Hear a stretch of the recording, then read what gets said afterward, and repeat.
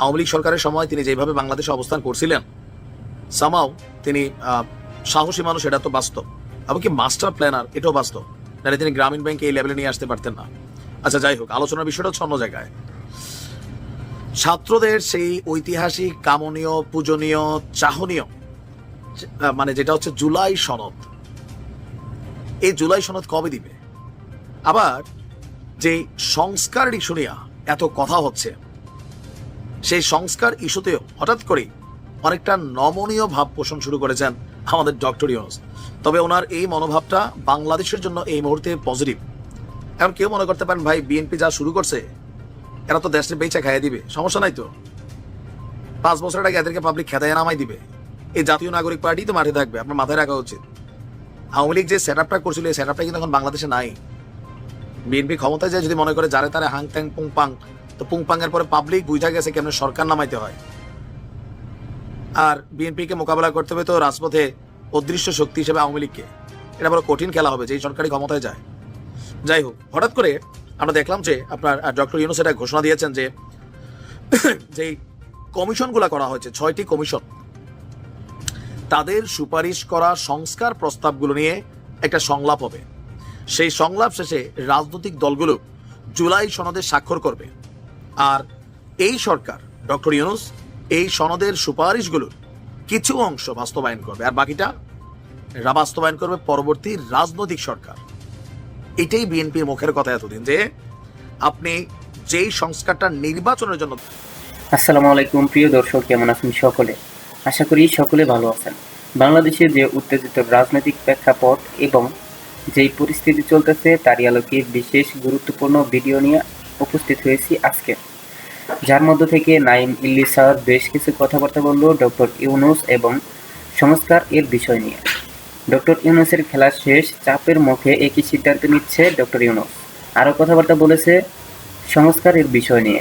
আশা করি ভিডিওর শুরুতে বিশেষ অংশ দেখে বুঝতে পেরেছেন আজকের ভিডিওটা কতটা গুরুত্বপূর্ণ এবং কিভাবে এই বিষয়টাকে ইঙ্গিত করেছে।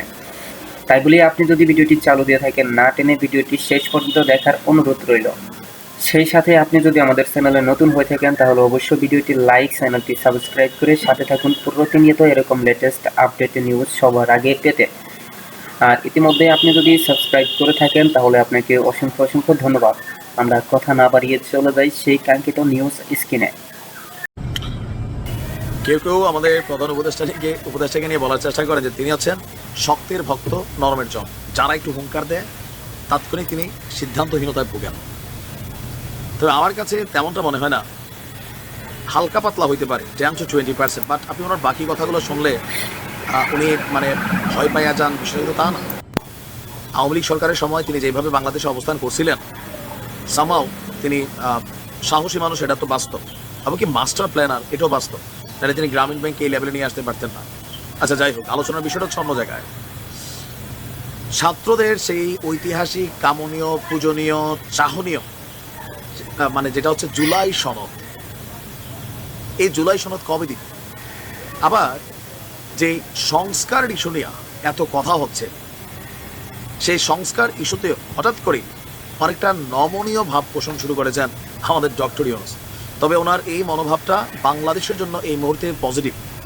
এখন কেউ মনে করতে পারেন, ভাই বিএনপি যা শুরু করছে এরা তো দেশে বেচা খাইয়ে দিবে, সমস্যা নাই তো, 5 বছরের আগে এদেরকে পাবলিক খেদায় নামাই দিবে, এই জাতীয় নাগরিক পার্টি তো মাঠে থাকবে। আপনার মাথায় রাখা উচিত, আওয়ামী লীগ যে সেট আপটা করছিল এই সেট আপটা কিন্তু এখন বাংলাদেশে নাই।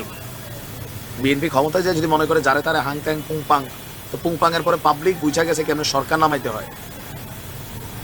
আর বিএনপিকে মোকাবেলা করতে হবে তো রাজপথে অদৃশ্য শক্তি হিসেবে আওয়ামী লীগকে, এটা বড় কঠিন খেলা হবে যেই সরকারি ক্ষমতায় যায়। যাই হোক, হঠাৎ করে আমরা দেখলাম যে আপনার ডক্টর ইউনূস এটা ঘোষণা দিয়েছেন যে যেই কমিশনগুলো করা হয়েছে, 6টি কমিশন, তাদের সুপারিশ করা সংস্কার প্রস্তাবগুলো নিয়ে একটা সংলাপ হবে। সেই সংলাপ শেষে রাজনৈতিক দলগুলো জুলাই সনদে স্বাক্ষর করবে।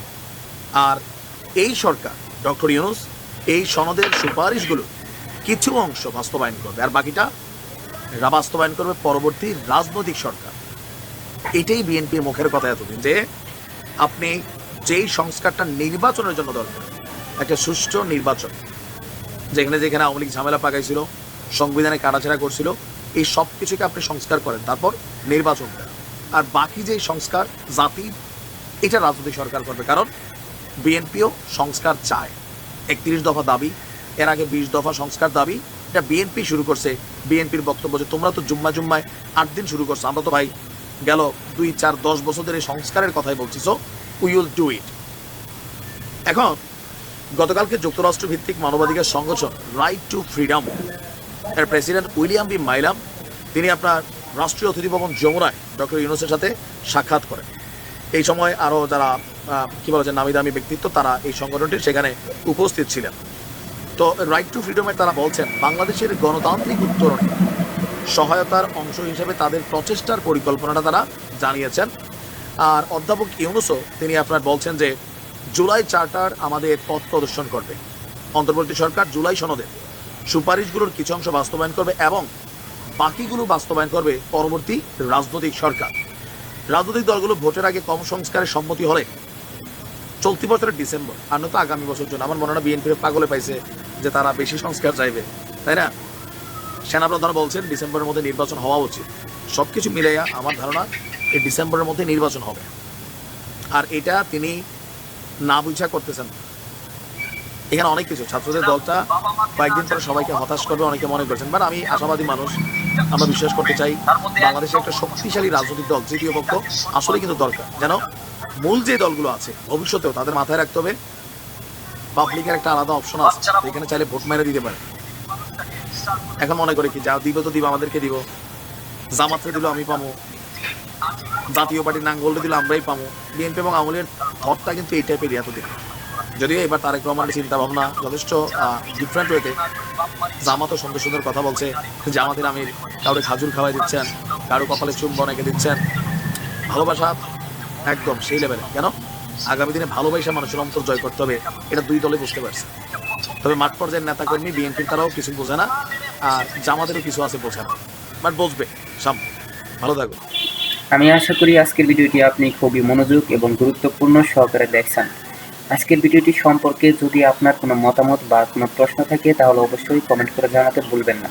এতক্ষণ আমাদের সাথে থাকার জন্য আপনাকে অনেক অনেক অনেক অনেক ধন্যবাদ। আমরা আজকের ভিডিওটি এখানে শেষ করতে যাচ্ছি।